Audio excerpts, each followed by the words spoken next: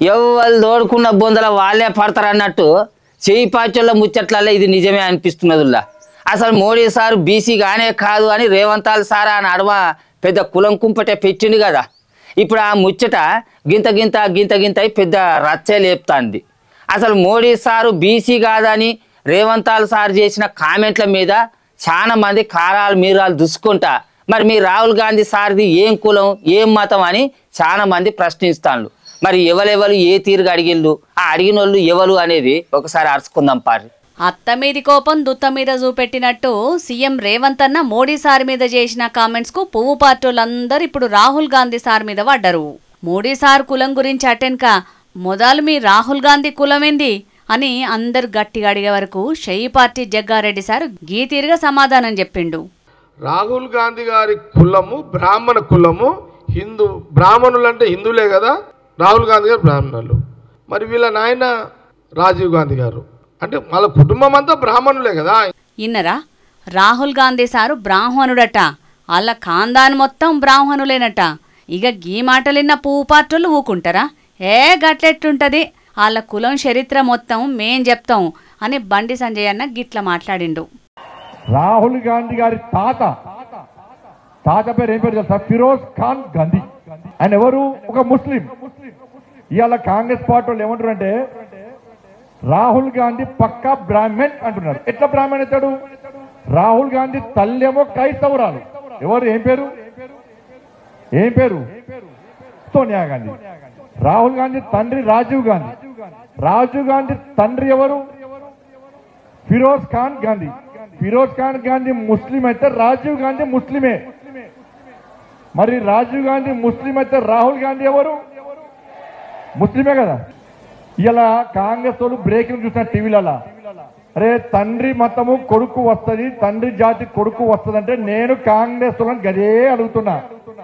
రాజీవ్ గాంధీ తండ్రి ముస్లిం అయినప్పుడు రాజీవ్ గాంధీ ముస్లిం అవుతాడు. రాజీవ్ గాంధీ ముస్లిం అయినప్పుడు రాహుల్ గాంధీ కూడా ముస్లిం అవుతాడు.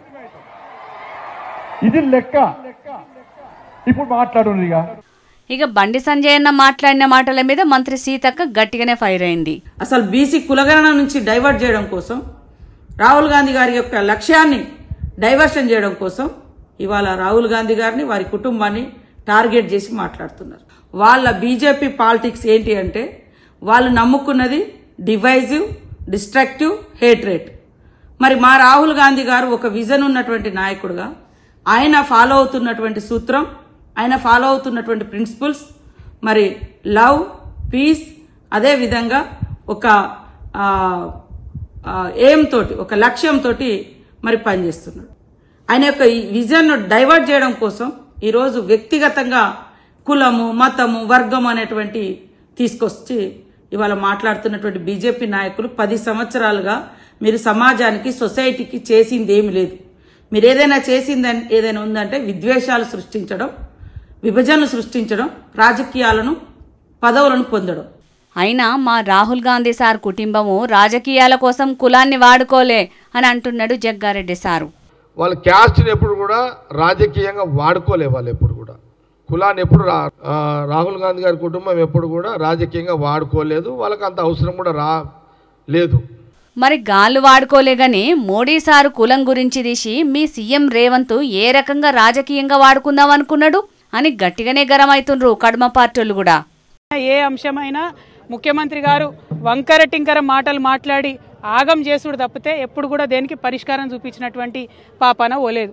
ఉదాహరణకు బీసీల గురించి లెక్కలు జరుగుతూ ఉన్నాయి. జరుగుతుంటే పెద్ద ఎత్తున అందరూ కూడా ఉద్యమం చేసిరు.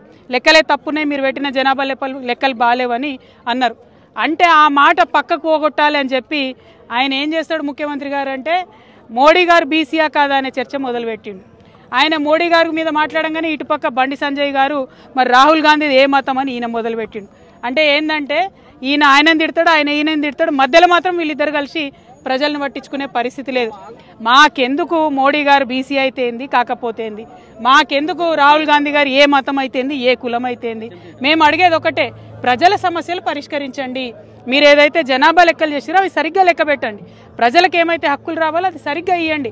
మీరు బిల్లు పెట్టండి, కాంగ్రెస్ వాళ్ళు, బీజేపీ వాళ్ళు దాన్ని పాస్ చేయండి. ఇది చేయకుండా ఈ మోడీ గారిది ఈ మతం అని ఒక ఆయన, ఈ కులం అని ఒక ఆయన, రాహుల్ గాంధీ గారిది ఆ కులం అని ఒక ఆయన, మాకెందుకండి? మరి సీఎం రేవంత్ అన్న షురూ చేసిన గీ కులాల పంచాది ఇంకెందాక పోతుందో ఏందో గాని గివ్వేం పంచాదులని లీడర్ల పంచాదులు చూసి బీరిపోతున్నారు వీళ్ళకు ఓటేసిన పబ్లిక్.